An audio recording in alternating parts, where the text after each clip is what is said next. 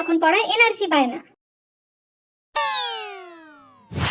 ও মাই god বেটু, what happen? তুমি এইভাবে একা একা বসে আছো? মম, আমার কিচ্ছু ভালো লাগছে না, আমি পড়ায় একদম এনার্জি পাচ্ছি না। ও এই ব্যাপার, আমার বেটু পড়ায় এনার্জি পাচ্ছে না। ওকে, তুমি একটু বসো, আমি এক্ষুনি শেফালিকে দিয়ে তোমার জন্য এনার্জি ড্রিঙ্ক পাঠিয়ে দিচ্ছি। Okay okay mom, love you. Love you too বেটু। আমি যখন পড়ায় এনার্জি পাই না।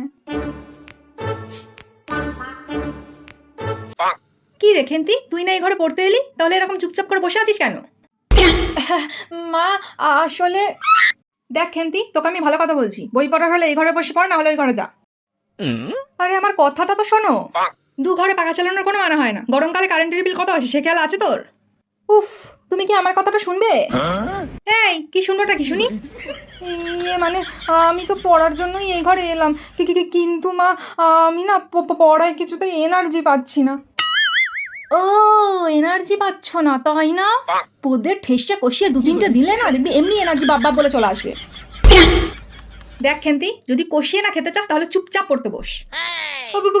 বসছি। তোমাকে তো দেখছি আমার বলাটাই ভুল হয়েছে, দূর ভাল লাগে না। বুঝে গেছিস, এর পরের বার থেকে বললে একটু ভেবে চিনতে বলিস। এনার্জি পাচ্ছে না।